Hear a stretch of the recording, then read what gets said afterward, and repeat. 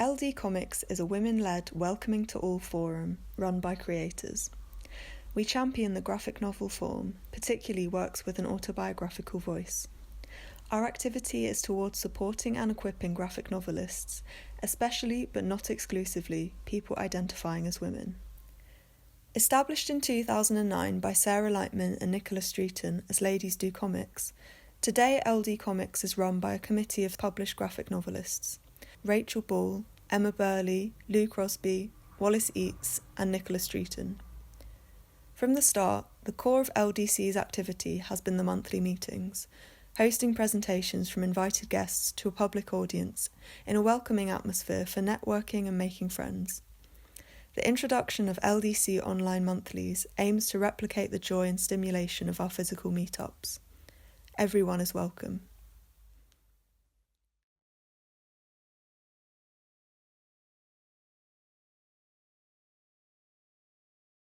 Yeah, hi, my name is Kit Anderson. Thank you so much for having me here tonight. I'm a cartoonist from Boulder, Colorado, but right now I'm living in a small town near Zurich, Switzerland.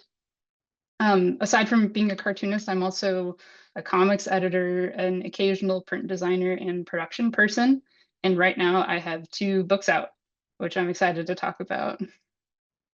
My painful journey to comics, very brief, but basically I was an English creative writing undergrad and writing was really important to me. I thought I was doing pretty well with it, but then an advisor type figure kind of completely slide tackled my writing and my personality, saying that my stuff wasn't good and I didn't have the ability to make it good no matter what I did. So now I'm better at separating my output from my actual personality. So not conflating, I wrote a garbage story with I'm a garbage person, but at the time I was pretty garbage at that. So I quit. And at that point, making art of any kind was incredibly scary. I had this like classic fear of failure that a lot of us have, and of like people judging me and my work, which is normal. And it's something I've come to accept. But I think it's important to talk about because it was really silly that I gave up so easily, of course, but I don't think it's uncommon, unfortunately. And my main takeaway from this experience has been whenever I find myself in a position of bringing somebody up or putting them down or finding something good and beautiful in something or pointing out how it's bad, I at least try to keep all of that in mind because I think it's powerful what we can do to each other's work. But anyway, so I quit all art for about 10 years. Um, After lots of weird gesturing towards various careers, I put the English degree to work in publishing. I went from editorial to book design and production, all of which I still do professionally today, but I was really lacking in the fulfillment department.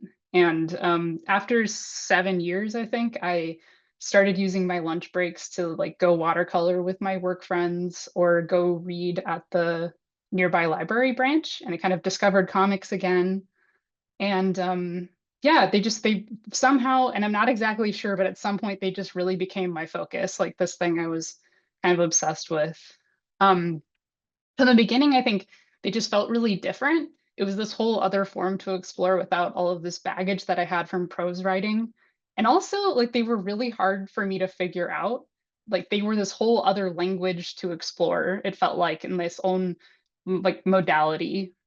And I kept trying to sneak up on them, but I never felt at all successful. And I felt like I really needed help. So I went to comic school, mostly because I felt like life was going really quick. I had just spent a bunch of years on a career that wasn't like super fulfilling. So, and I really think anybody can do comics, but I just kind of I wanted to get these going pretty quick here. And I got to like learn from some amazing cartoonists. And basically, I think the most helpful thing was like repetition. So I just made a ton of comics in a pretty short period of time and then got a lot of feedback, which was super helpful. And then the other thing was like the community. And I think now it's one of the most important things in my life. And I hope that wherever you are and whatever you do, you can find people who like whatever it is that you like, and then you can do that thing together. It's just so important. So my second year, which was my MFA thesis year, I moved to the town that I'm now in Switzerland. And I always describe this time as like very isolated because it was COVID, but also really rich. And I had these like weird, like mediated, very deep relationships online. And I've always been really nature focused because I grew up in Colorado and California. But here I just like had forests like all around me and I was hiking around every day. And I found that a lot of my creative process seemed to be happening outside, which all kind of guided what ended up being a collection um, it, for my MFA thesis. I love the short story form. I think like for the thesis, it just felt like a really great way to make a lot of comics, again, in like a short period of time and to kind of get a process down. And it started out as this like very kind of controlled mega mind idea where all the stories were connected and like in the same universe and they were all like relating to each other. And it started feeling really forced and convoluted and like kind of annoying, honestly. So I just feel like this kind of high-handed control doesn't leave a lot of room for spontaneity. And also, I really wanted to tell honest stories, like real feelings, and just to kind of explore. So I turned into this collection, and it's about 20 stories, and it's using a lot of different mediums and processes. There's like a triptych in there. There's an interstitial story that takes place in like 5 parts. Sometimes there are even some hinge stories, but like I really hate it when like when this like creative process starts feeling really rote. So I kept like trying different ways of making things, and after I graduated, I kept working on it and adding some new comics and redrawing a few and taking some away that weren't very good. But I ended up cold pitching Avery Hill because I just like love everything they do. And luckily, they wanted to publish it, and they also wanted to publish a graphic novel. And I was really happy because I love them. So this book is out in the world now. It's having its own life, and I'm really happy with it. It's like it's definitely like a snapshot of a very specific time. And right after I turned that book in, I started working on this one, which used actually one of the stories from Safer Places as a jumping off point. But I tried not to look at that story at all. Again, it was like that was sort of the basic idea, but I was blowing it way out into its own world. And I think in my head, they kind of exist in the same universe, but just on very different planets. And so I finished this book up in February and it completed a successful Kickstarter campaign, which I'm very grateful for. And it's going to be out in June, so very soon. But yeah, I will say it was super fun to work on. It was difficult to translate the short story process that I felt like I had a handle on into a long process. And like the way that I work, kind of the story isn't baked until the very end. Like the art and the words just kind of keep developing, and the page turns keep changing, basically until it's completely done. Like I was working on art until the very last hour, basically. And so like exploding that process out to I think it ended up at like 140 pages is like it's pretty tough. Um, but I did want to kind of bring the discipline that I have when making short stories, or that I try to have, and to bring it to like this graphic novel. And yeah, I tried. I succeeded in a lot of ways, but it was fun to deeply explore an idea for sure. Um, just like a little bit about it. It's about Birdie Doran. This is Birdie and her sibling Heck, who are on an isolated terraforming station where they're processing comets and asteroids. And they're entertained and managed by a shape-shifting companion AI named Station. But one day they find something that shouldn't be there, and that kind of changes everything. Um, but yes, I think over the last 2 years, I've basically been living in this world every day. There was a lot of world building and personal lore. There's like this mega corporation. I kind of made like branding for it and employee manual excerpts, and tried to like develop a corporate style guide. But yeah, it was just like a weird, fun, sometimes disturbing couple years. But so I was talking earlier about like how nature is really important to me. So it's interesting in hindsight that I set this graphic novel in space with a controlling corporation, but nature is important in this book too. And I think a lot of what I think about is like, what are humans when we're disconnected from nature, which is this vital source of life and inspiration? And what happens when everything tries to be so structured?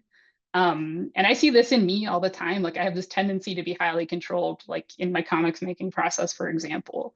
And it almost always gets disrupted, for better or for worse.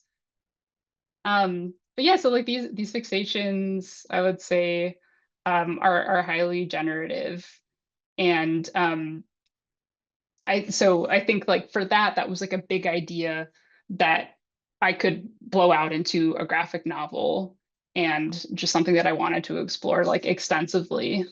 But sometimes ideas are just like from a character, like which this was a direct carry from the doodle on the left to like the final comic. He's one of the important stories in Safer Places. Or there's like this image in my head that like I keep coming back to and focusing on. It's sort of like the center of the story that I'm trying to get to. Or a certain moment that for whatever reason, and I don't even know, but like I just have to bring it to life. Um, all of my work is focused on memory and nature. I think I'm always drawn to this tension between our structures, like our built things, and nature, and then of course that thing between those two things, which is a ruin, I'd say. Um, it seems like time is constantly working on and changing the world around us, and we're changing it, but we're like very small and insignificant, and we're trying to exert this control over something. So we keep building our buildings, and then they keep becoming ruins, or something. They become something still in a moving world. And to me, it's a little like a comics panel. Like I'm very inspired by like this question of like why this moment? Why capture and preserve this state and not another one? And then like if you watch a ruin in reverse, it's kind of like it's getting built again. Um, Art Spiegelman calls comics architectonic, I think is what he said, which is like relating to architecture. And so to me, I kind of think of making a comic like building a house, and then you let it go out in the world, and you're like asking other people to live in this place that you built, and then eventually let it go into ruin. And comics are incredibly layered. I doubt I feel like I'll ever have them totally figured out, or like everything is as active as I want it to be. But I think tension is everywhere in comics. When we see juxtaposed images, we really want to connect them together. And sometimes they create something bigger than I'm capable of drawing. And it like requires the reader to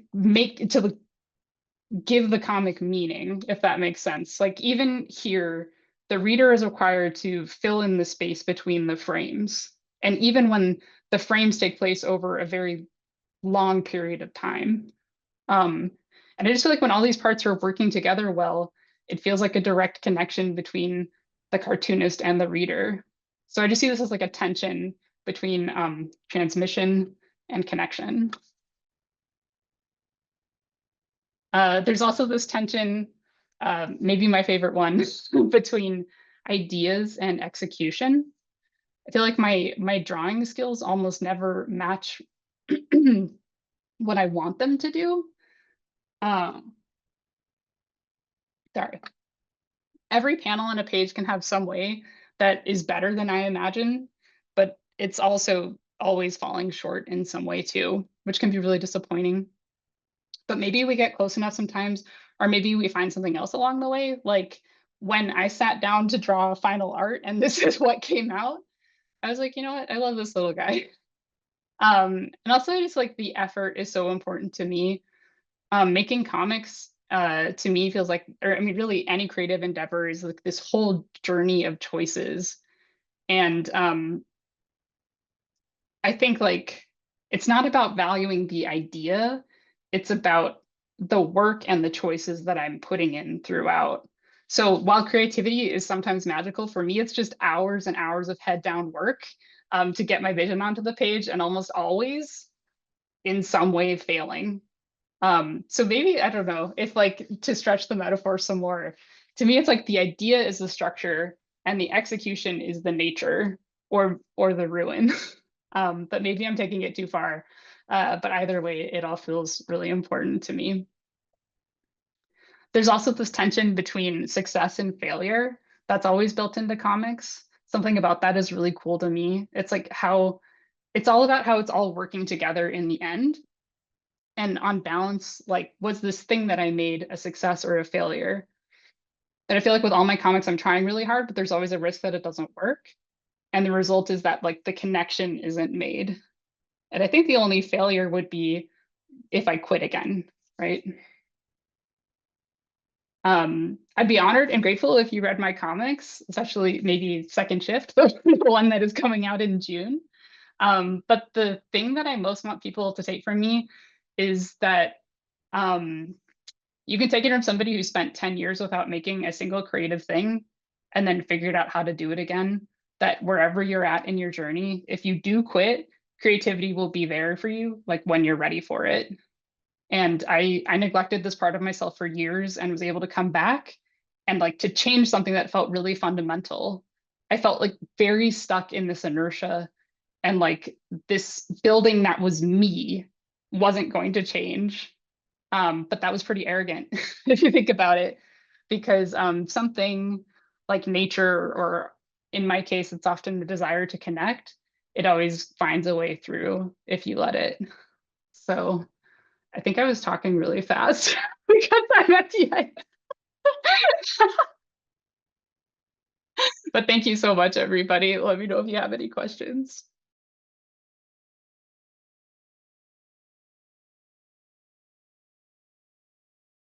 So hi everyone, I am Smita. Well, I have a very big name, which is on the cover here, Debasmita Dasgupta, but you can call me Smita.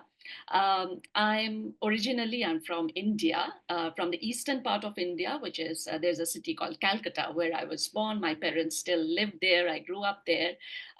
It's a city which is in India, it's called the cultural center of India because there's a lots of, as a child, you're always encouraged to get into arts and culture, whether it's singing, poetry, music, dance. I was always interested in arts and culture from the very beginning of my life. However, I did not actually study arts, and I studied international relations, and I started working with organizations like United Nations and European Commission. And I was actually doing a lot of media relations and working with diplomats and doing government relations activities.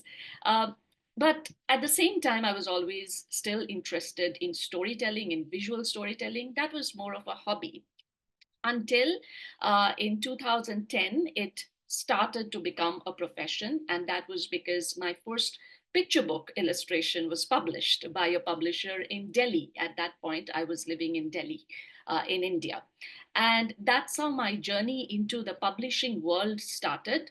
I've kind of realized that that's where I belonged. And I really wanted to do it, even though at that time I was in a full time job. But I used to do my illustrations over the weekends or, after work. And I never complained. So that was the reason for me to understand that, okay, this is what I want to really do. And but at that time there was no such platform to teach me exactly how to get into this and how to make it my full-time career. So I stayed on with my job for a while, and I then moved to Singapore. I have lived in Singapore for 12 years before moving to the UK, where half of my family lives, and that's one of the main reasons for moving here. Also because my literary agent lives here, and I also got published in the UK and also in the US. But while I was in Singapore, my transition into the publishing industry started. I started to, to learn the craft more, to hone the craft more, wherever it was possible. There was the Instagram was just starting out at that time, but it took me a while to understand exactly how these things work.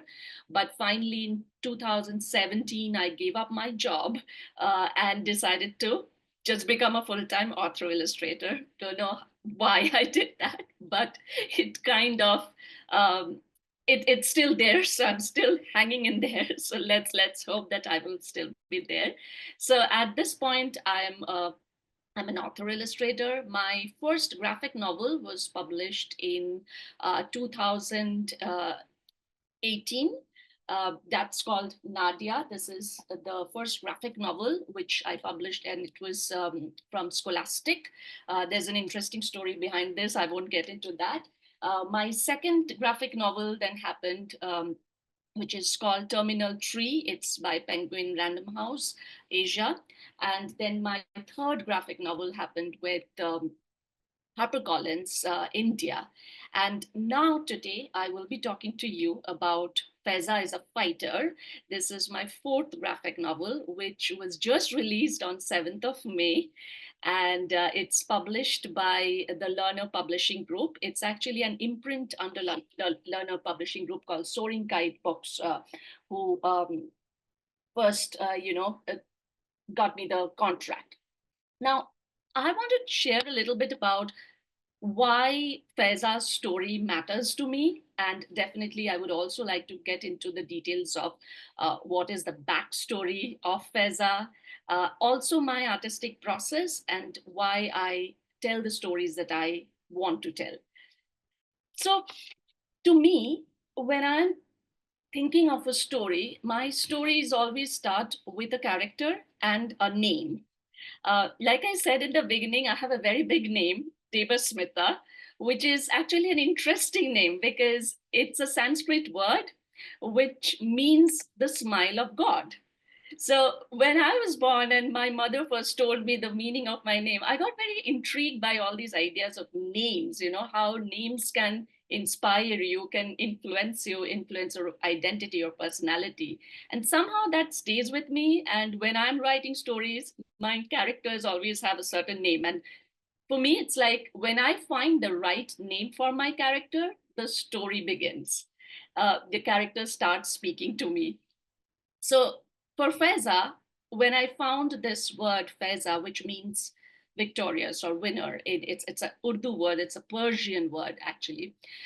And for me, winning has always been something which is not about becoming a winner by winning something. It's about trying. If you can try, whether you win or lose, that's not so important, but the trying is more important in life. And that's how I've always lived my life.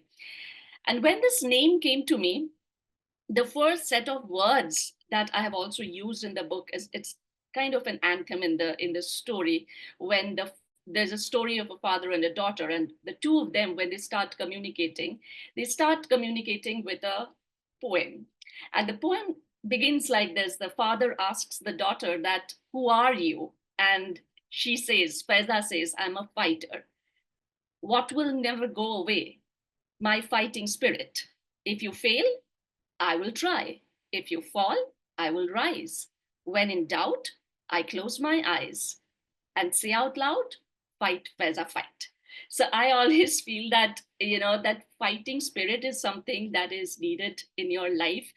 Whatever I've done so far, from my international relations career to illustrations to now I also produce films, everything has been like, everybody has always told me, what is this? Like, how on earth are you getting these ideas and why are you doing this?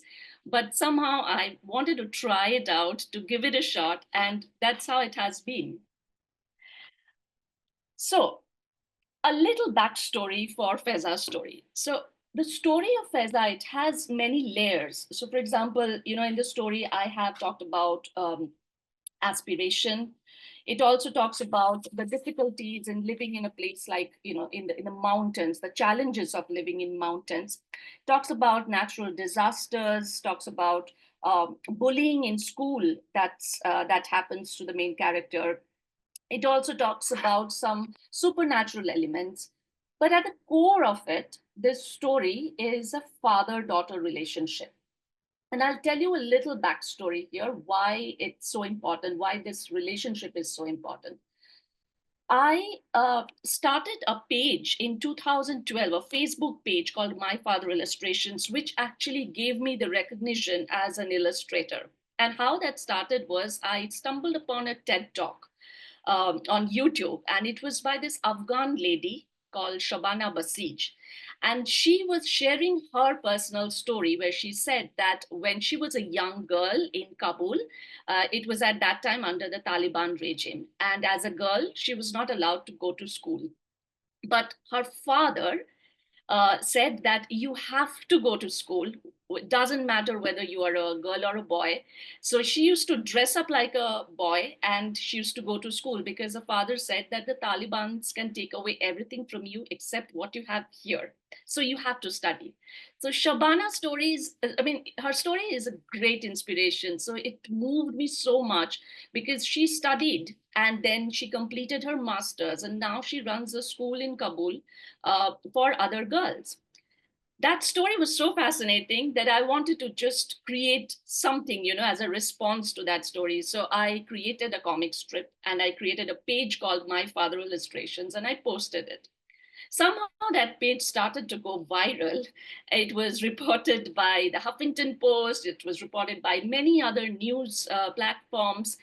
And what I was doing at that time, I was just collecting stories from all over the world. These were all father-daughter stories, fathers who were fighting for the rights of their daughters.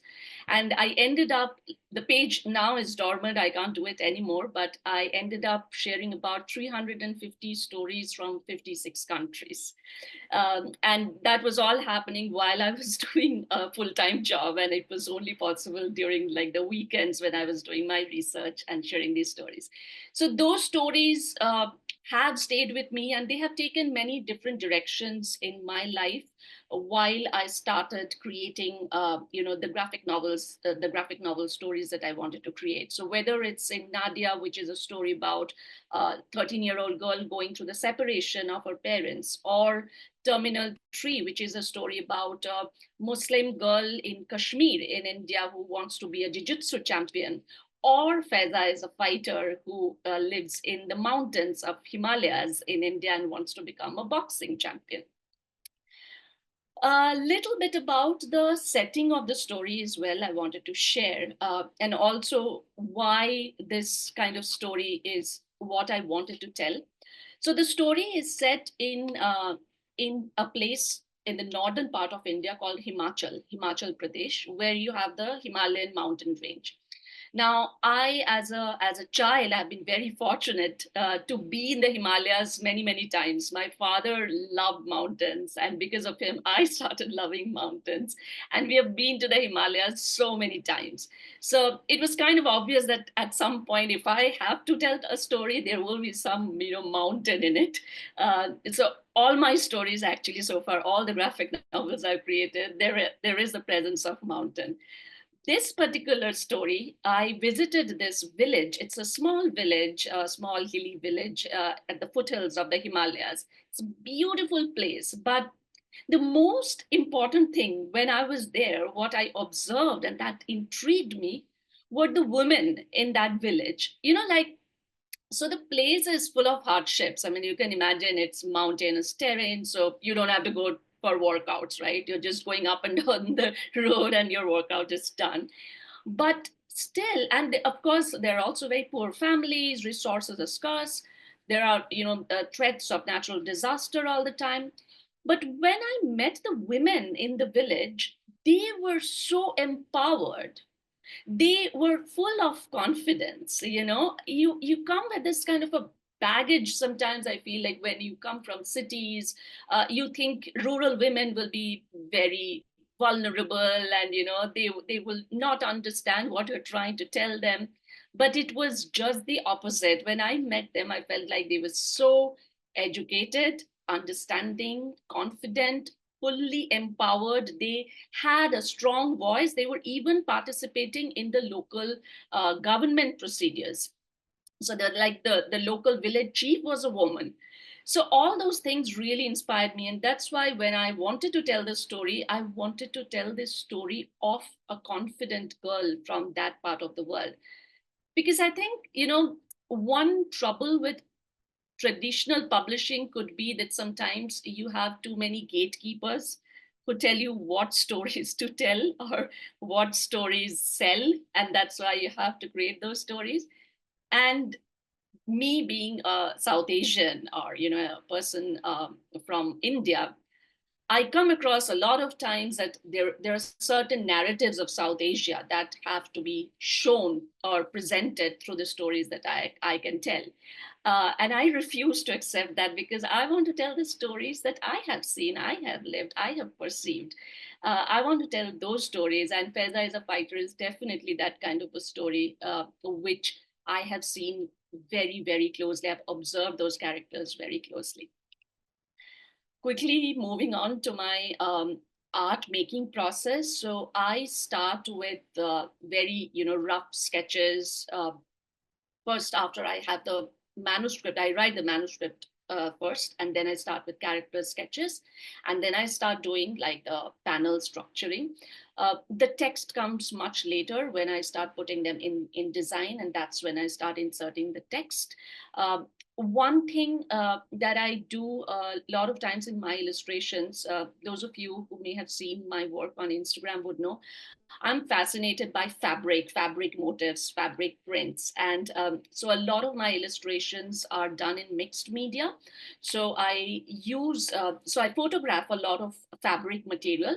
So in this case, for example, this particular area in India, they use a certain kind of pattern in their fabric. So I had photographed those, I've collected those fabrics, I photographed them, and then I digitally integrated those fabrics directly into my illustrations. And also the texture that you see, I create the textures with oil painting, and then I also integrate them digitally in my illustrations. Yeah, so I was speaking very, very fast, but I think I have already come to the end of it. This was the process behind the making of Faiza. Faiza is a Fighter. The book is now available, I think, in bookstores and also online. And if you have any questions, please feel free to ask me.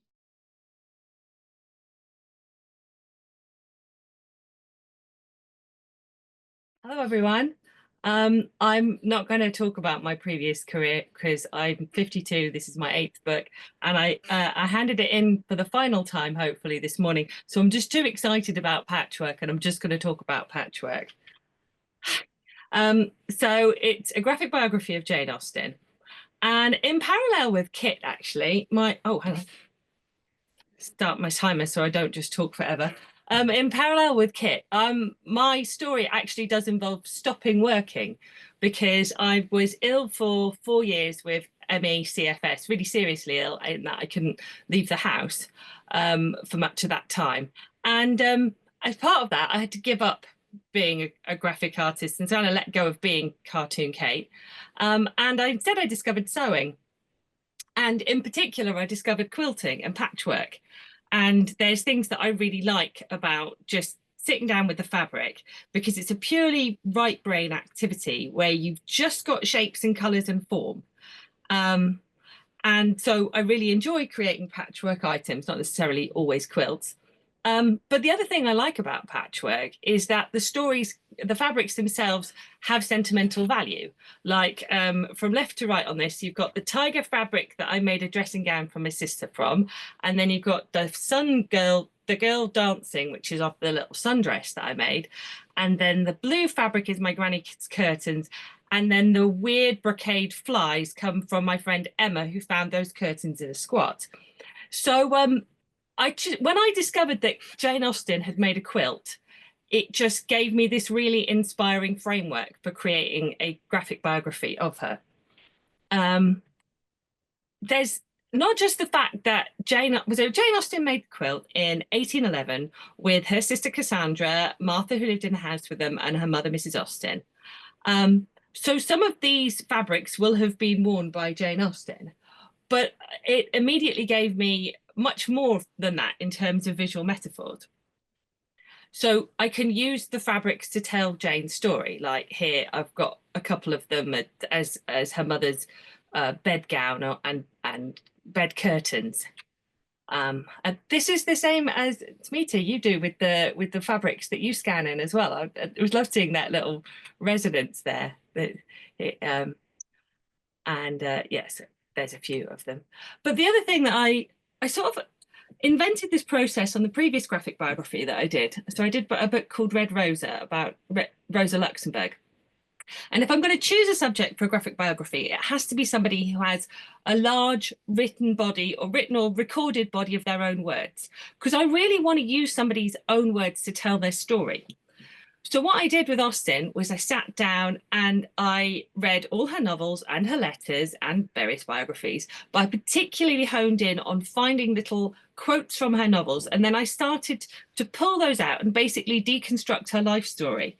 And I created 4 massive Google documents with all these various themes going on in them. The body for any aspect of physicality. And so there's all the quotes in the novels and the letters that might be about drunkenness, or all the quotes that might be about hypochondria. And then there's the mind, more about cerebral aspects. And then there's the people, who are the characters of her life, and the place, the places where the events take place. So I had 500 pages of Google Docs by the end of this. So those then became my patchwork pieces. And then I can start to reconstruct them and tell the story using Austen's own words. So at this point, she's on the beach with some mystery guy who she had a thing with, but we don't know much about it.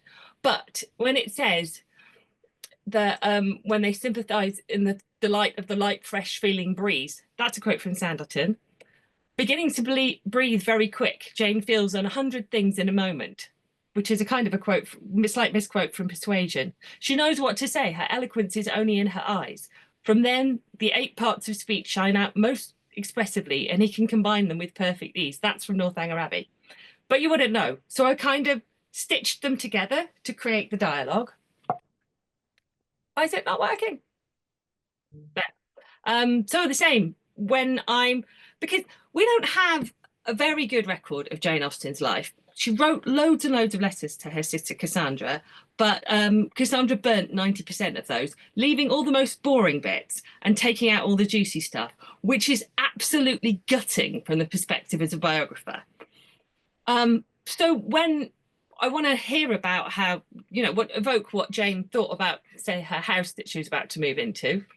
It has no advantage of situation. It stands full on the thoroughfare from London to Winchester, almost as close to the road as it can be. That's from Emma. The stairs are dark and narrow and the kitchen smokes. That's from Sense and Sensibility. Anyway, you get the idea. But also, we do have her letters. So things like this little poem that she wrote. We do have little bits that give a good insight into exactly what she was thinking and feeling. So, like a patchwork, a patchwork quilt is made up of lots of little pieces that then create a bigger picture that's different. I like to create a larger picture within my work. I like to take the reader on an emotional journey, and I like to have a narrative arc in the plot where some chapters are dark and others are light. I like to have that contrast of light and shade. I managed to do that even when I was writing about volunteering in a Calais refugee camp. I still try and get like light and dark into my work. So this is some sad bits of Jane. Jane is not in spirits. The whole family perceives it. Such elegant stupidity. All of these are from her letters. I will be as civil to these people as their bad breath will allow. I hate tiny parties. They force one into constant exertion. There is a monstrous deal of commonplace nonsense talked, but scarcely any wit. The usual nothing meaning, harmless, heartless civility. Just take a moment to admire my banisters, because banisters are really hard, okay? I cannot anyway continue to find people agreeable. I use Austen's own spelling and punctuation where I can get away with it. So for people pointing out that there's meant to be 2 E's in agreeable, well, tell that to Jane Austen. And then by contrast, you have Jane. So that was Jane when she was stuck in Bath and her novel Northanger Abbey was not being published. Where it'd been bought by a publisher who then just didn't bring it out for 6 years. She had like complete emotional kind of stasis, creative stasis. But once she moves to her nice little house in Chawton, Henry, her brother, helps her to get Sense and Sensibility published, and it's a very different mood. Observe the horse chestnuts out. So fresh and beautiful. They're out at the moment, actually. I'm very shocking. I've been spending all my money, and Cassandra's too. I must have a straw hat, but it will not be dear at a guinea. And I was tempted by a pretty coloured muslin. I bought 10 yards of it and bugle trimming at 2 shillings and 4pence and checked muslin. There's a lot of references to sewing and dress in Austen's letters. And silk stockings. I'm very well satisfied with my purchases. And tonight we must go to the play. Everything is so smooth and pleasant. I bless my stars. Jane, did you check the printer's proofs? This is based on an interchange of letters between Austen and her sister Cassandra, where she must have written back going, "You're going crazy. Are you actually checking on the book?" Of course, I'm never too busy to think of Sense and Sensibility. I could no more forget my novel than a mother can forget her sucking child. It's also referencing breastfeeding, which is another book I've written. So I include, when I make a graphic biography, it's not just the event of somebody's life. I try and explore the meanings and themes in their work, because that gives, that is their life. Their life is their work.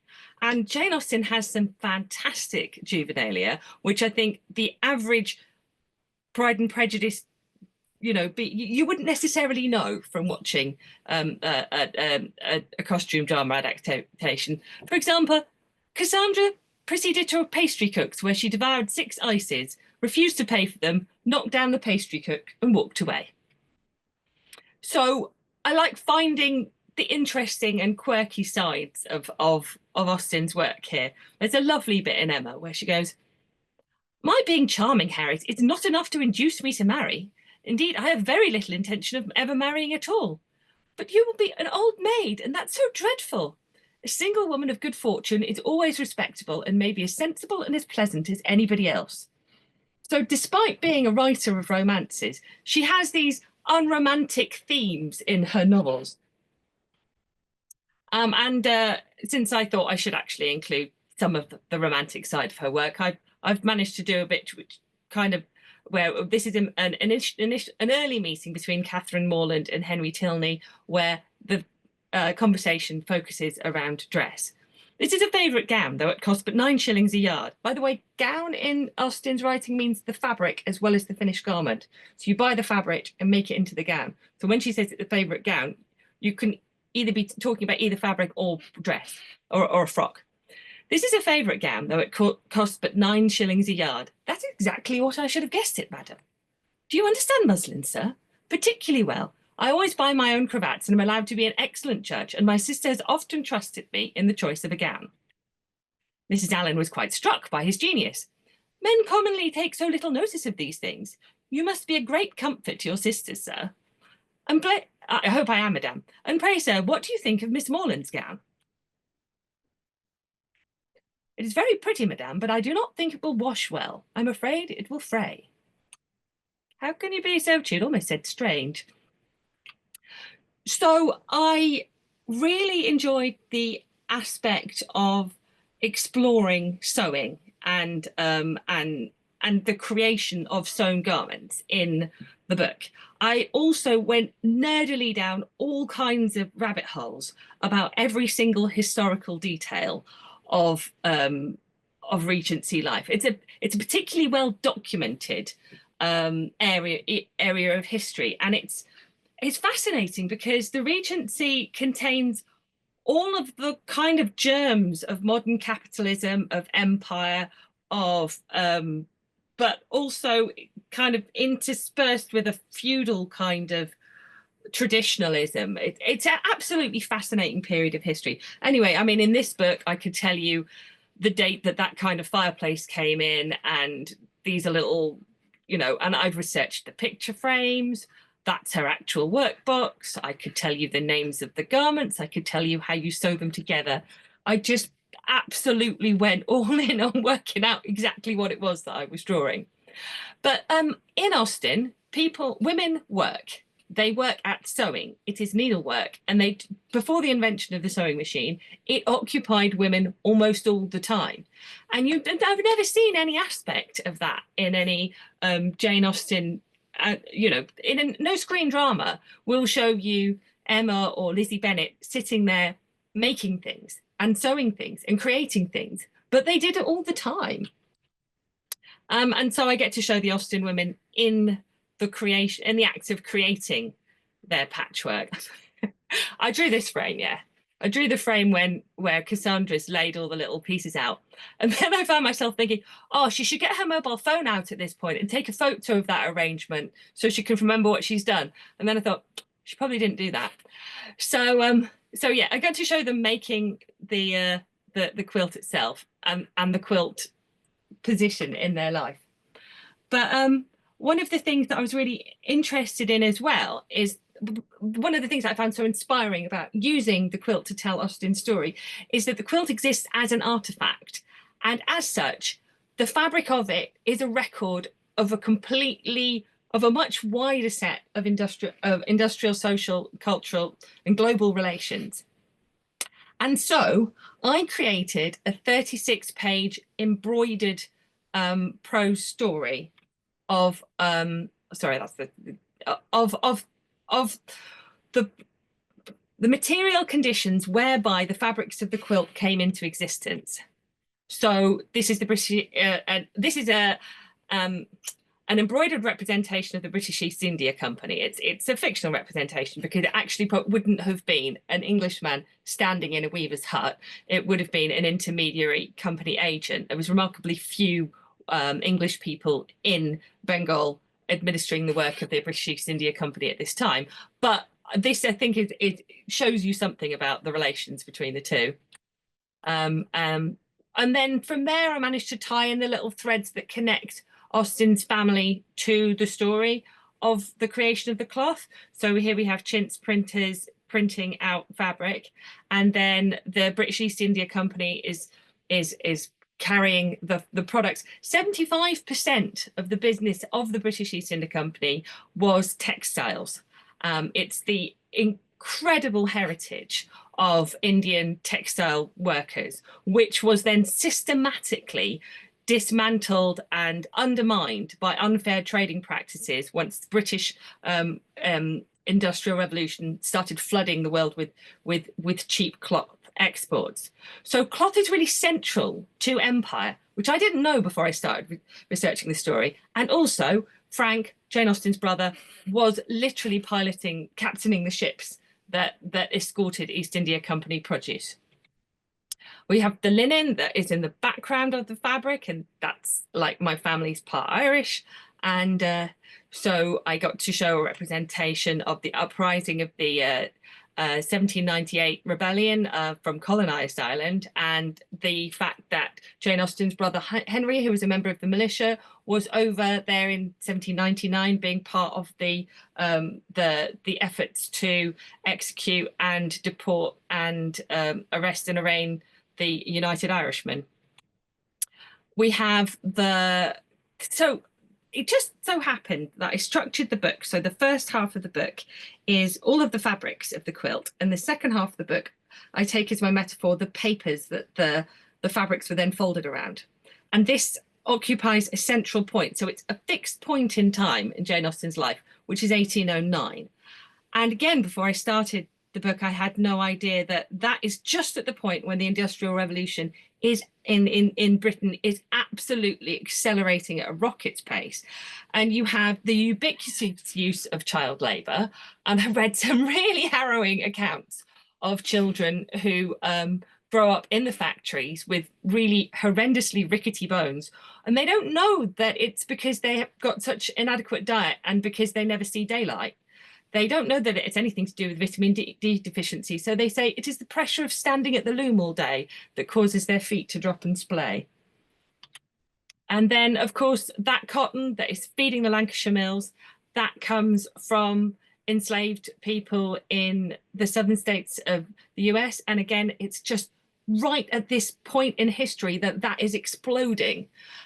Because it's the invention of the Ely cotton gin in the late 1790s, which enables American upland cotton to be cultivated. And that, combined with the forced removal of indigenous people from across the southern states, just creates this incredible Holocaust that I don't think British history ever properly acknowledges. But I use the metaphor of fabric, I use the reality of patchwork here to show a representation of an enslaved woman creating her own patchwork.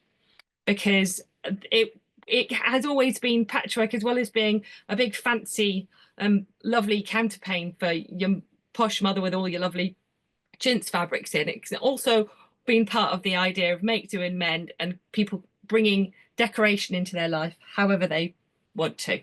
Okay, so that's my book. I mean, I didn't get to show you all the pictures of horses and all the pictures of cathedrals I was very proud of.